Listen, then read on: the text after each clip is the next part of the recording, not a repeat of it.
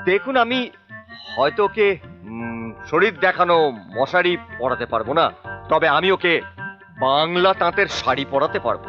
আমি ওর সন্তানের জন্ম দিতে পারবো, যে আপনাকে ঠাম্মা ঠাম্মা বলে কচি কচি হাত ধরে দিয়ে আপনার বাজে কথা রেখে এখন আমি যা বলছি ভালো করে মন দিয়ে শোনো। টাকার জন্য যে তুমি আমার মেয়েকে বিয়ে করেছো সেটা আমি খুব ভালো করেই জানি। কত টাকা পেলে তুমি আমার মেয়েকে ছেড়ে দিয়ে বাড়ি থেকে চলে যাবে বলো? কত টাকা চাই তোমার? 10 লাখ, হরি ওম, 15 লাখ, হরি ওম, 20 লাখ, হরি ওম, 25 লাখ, হরি। বলো কত টাকা চাই? ব্যাস, আপনার মেয়ের দাম মাত্রই কত টাকা?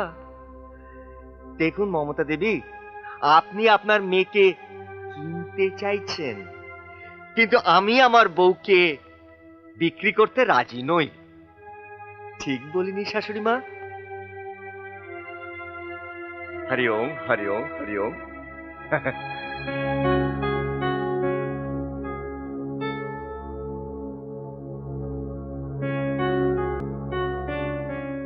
বাহ, টিনার পছন্দের তারিফ করতে হয়। আমার পরীক্ষায় তুমি সফল শিবা, সফল। আমার কথাটা একবার শুনুন, একবারটি আমার কথাটা শুনুন না ম্যানেজার বাবু। এখন কোনো কথা শোনা সম্ভব নয়। কোম্পানি লসে চলছে, এখন কোনো টাকা পয়সা দিতে পারবো না। ম্যানেজার বাবু, বলতে পারেন আর কতদিন ধৈর্য ধরে আপনার পেছনে টাকার জন্য ঘুরে বেড়াতে হবে? Shut up! আমার মুখের উপর চেঁচানো হচ্ছে। রাস্কেল, যা এখান থেকে। ম্যানেজার বাবু,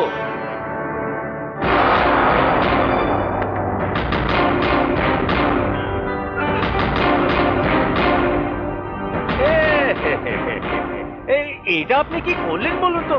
আপনি ওর গায়ে হাত দিলেন। একটা গরিব বস্তির মাল। আপনার কাণ্ড দেখে না আমি অবাক হয়ে যাচ্ছি।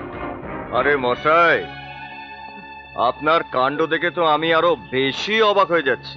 আপনি এই গরিব মানুষটাকে ধাক্কা মেরে ফেলে দিলেন। আরে কোথায় আপনার উচিত ছিল এই গরিব মানুষটাকে একটু বসিয়ে একটু আপেল, কমলা লেবু, দুধ, মাছ, মাংস খাওয়ানো, যাতে এই গরিব মানুষগুলোর শরীরে একটু বেশি রক্ত হয়। কিন্তু এই গরিব মানুষগুলোর শরীরে রক্ত বাড়িয়ে আমার কি লাভ?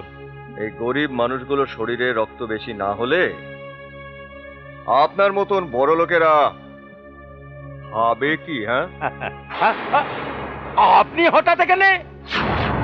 রণে বনে জঙ্গলে তুমি যেখানেই বাওয়াল করিবে, সেখানেই তুমি আমাকে পাইবে কেলানোর জন্য।